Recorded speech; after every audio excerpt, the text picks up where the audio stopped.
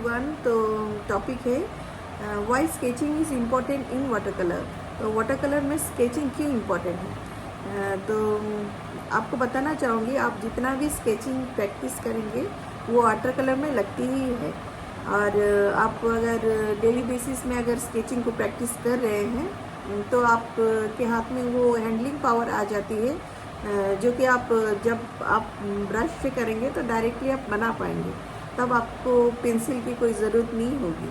तो इसीलिए स्केचिंग का प्रैक्टिस होना बहुत ज़रूरत है। उस तरह से आप ब्रश को भी आप चलाएंगे जब भी आप वाटर कलर करेंगे। तो स्केचिंग का बहुत ही इम्पोर्टेंट है, आप प्रैक्टिस कीजिए डेली बेसिस में। आप टाइमिंग रखिए और कितना डेज़ के अंदर आप सीख पा रहे हैं उस तरह से प्रैक्टिस कीजिए। मैं तो स्केचिंग प्रैक्टिस कर रही हूँ, 90 डेज़ का स्केचिंग चैलेंज ली हूँ, तो वो प्रैक्टिस कर रही हूँ।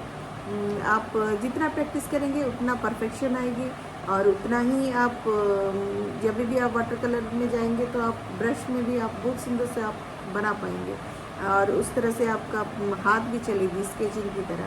तो स्केचिंग बहुत ही इम्पोर्टेंट है। आप स्केचिंग प्रैक्टिस कीजिए डेली बेसिस पे, एक दिन भी ऑफ नहीं होना चाहिए। आप अगर डिसिप्लिन मेंटेन करते हैं तो आपका इम्प्रूवमेंट होना ही है, आपका ग्रोथ होना ही है। आप जो आपका जो स्किल है वो बहुत ही इम्प्रूव होगा। तो आप स्केचिंग प्रैक्टिस कीजिए, जो कि बहुत ही इम्पोर्टेंट है वाटर कलर में।